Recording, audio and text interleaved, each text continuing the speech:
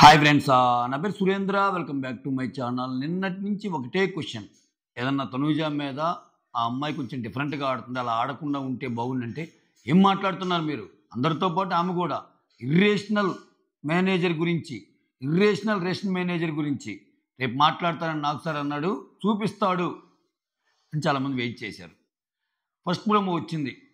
Pokiri lip scene ఒకటి వేసాడు కామెడీగా. అటుపక్కేమో తెల్లార్దులు అన్నట్టు ఆ ఇమానిల్ ప్లస్ రీతు అండ్ డిమాండ్ అదొక ప్రోమో వేసాడు. ఆ ప్రోమోలకు అనాలిసిస్ లేదు. సో ఇటువంటి ప్రోమోలు 4 పెడితే చాలు కళ్యాణ్ తోటి తనూజాకి.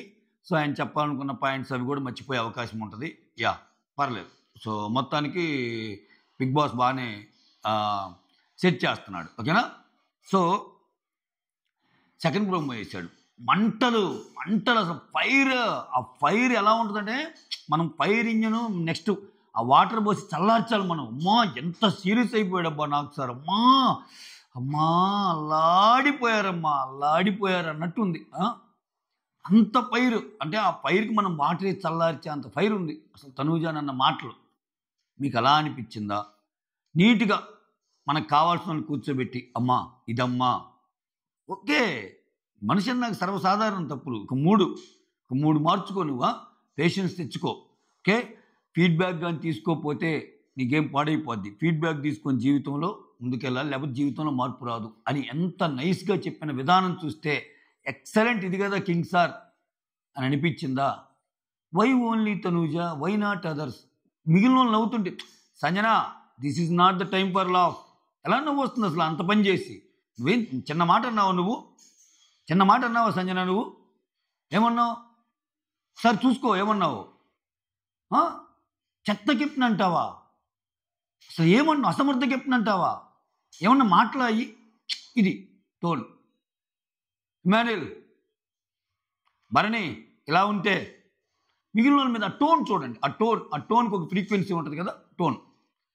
ఇక్కడ తనూజ గారి విషయంలో టోన్ కానీ ఏదైనా అంటే ఇంకా నటనకు జీవం. అంటే లోకనాయకుడా అని ఒక సాంగ్ ఉంటుంది కమల్ హాసన్ది. సో ఎలారా నాయన ఇంత బాగా నటిస్తూ ఉన్నా, సో ఎంత డిపెండింగ్ చేసే ఫ్యాన్స్ దొరికారు చూడు తనూజాకి. నిజంగా అదృష్టం. అంటే మనం ఎంతో మేలు చేసుకుంటే చెప్తే ఇటువంటివి జరగవు. ఉంటారు, ఎవరికైనా ఫ్యాన్స్ ఉంటారు. బట్ ఏం చేసినా అంటే అందరూ అన్నాను, తనూజ ఫ్యాన్స్లో కూడా చాలామంది తప్పు ఉప్పుల్ని కన్సిడర్ చేసేవాళ్ళు ఉంటారు. సో ఏంది అసలు ఈ సోదేంది, నువ్వు చెప్తుంది ఏంది, దేని గురించిరా అని అనుకుంటున్నారు కదా. ఇప్పుడు వచ్చిన ప్రోమోటివ్ అనాలిసిస్ అండి ఇది, ఓకేనా. ఈ ప్రోమోటివ్ అనాలిసిస్ చేసే ముందు మీరేం చేస్తారంటే ఒక లైక్ కొట్టి స్టార్ట్ చేయండి, ఓకే.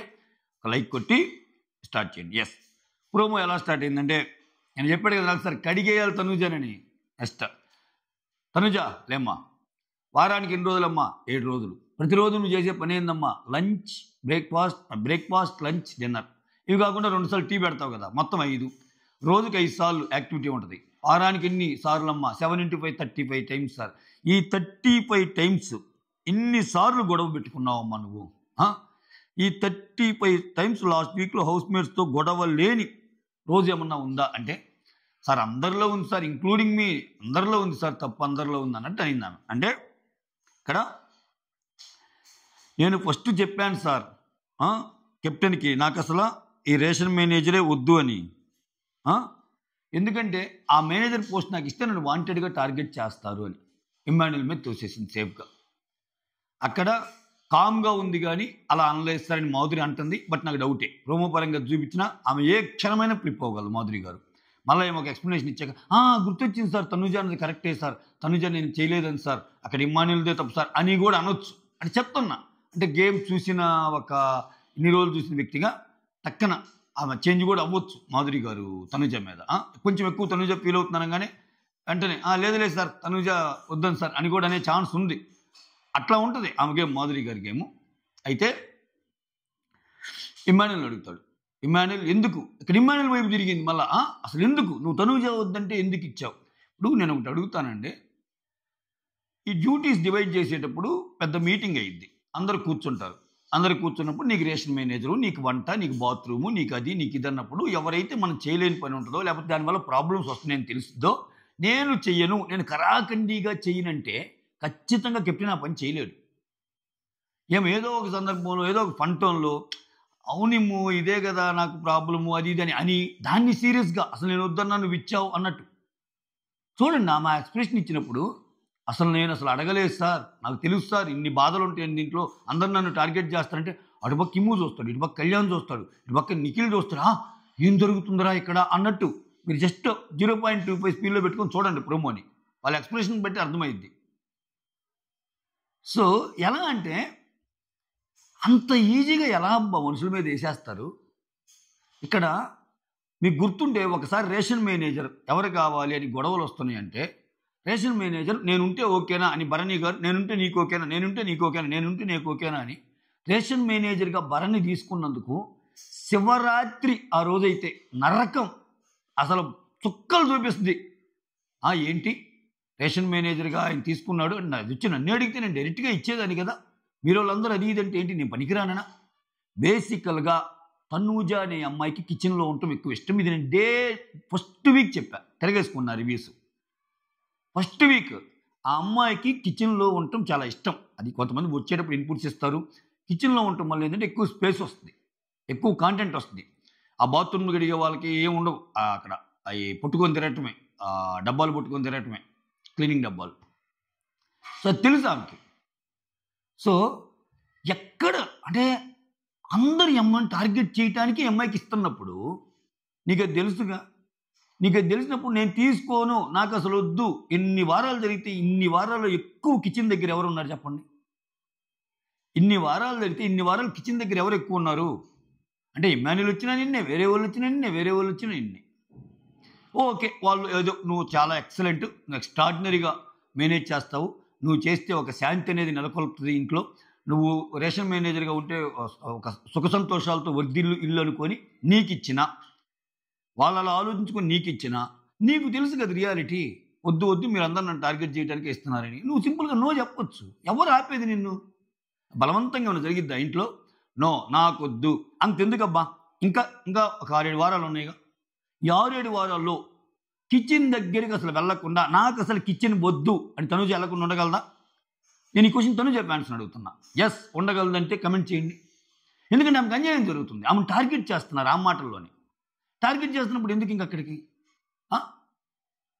చూడండి అసలు ఇమ్మాన్యుల్ సార్ అసలు నాతో ఎప్పుడు అలా అనలేదు సార్, నాకు వద్దని నాకేం చెప్పలేదు సార్ అంటే నేను మాధురి గారు కూడా కామ్గా ఉంది సార్ అది ఇదంటే, ఇక్కడ నేను చెప్పాను కదా రేషన్ మేనేజర్గా నేనుంటే నీకు నాకే బయట అయిద్దని, అవన్నీ పన్వేలు అనే డైలాగులు అట్లా చాలా అనుకుంటాం.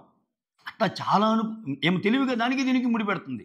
నేను రేషన్ మేనేజర్గా ఉంటే నీకు నాకు గొడవలు అవుతాయి మ్యాడీ అంటానికి, నాకు అస్సలు వద్దు అని మీటింగ్లో చెప్పడానికి ఎంత తేడా ఉంది? తేడా లేదా? అది ఓకే. ఇంకా నాకు సార్ వచ్చి ఒకటి గుర్తుపెట్టుకోమ్మా, మనకు ఒక రెస్పాన్సిబిలిటీ ఇచ్చి మనకు ఒక రోల్ వచ్చినప్పుడు ఒక 3 విషయాలు ఉంటాయి. ఒకటి పేషెన్స్ ఉండాలి, 2 మాట్లాడే విధానం ఉండాలి, 3 ఫీడ్బ్యాక్ ఆర్ సెల్ఫ్ అసెస్మెంట్. ఈ 3 కూడా ఫీడ్బ్యాక్ని తీసుకోవడం చాలా ఇంపార్టెంట్. ఫీడ్బ్యాక్ తీసుకోకపోతే మనం జీవితంలో మార్పు రాదు, ముందుకెళ్ళలేం.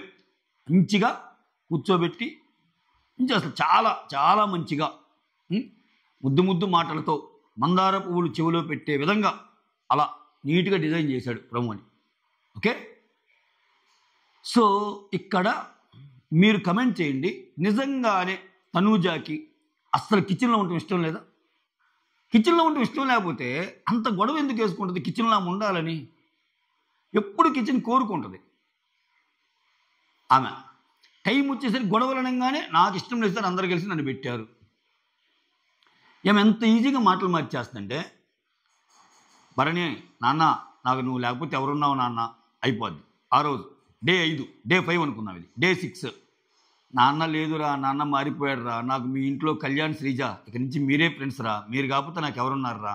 డే 6 డే 7 ఇమ్మాన్యుల్ నాకు అందరు ఏంటో అర్థమైందిరా, అందరు తేడా లేరా, నువ్వు ఒక్కడివేరా నాకు ఫ్రెండ్వి, నీ నుంచి నాకు ఏమన్నా ఎమోషనల్ సపోర్ట్ కావాలంటే నేను దగ్గరికి వస్తాను, నువ్వు చెప్పాలరా.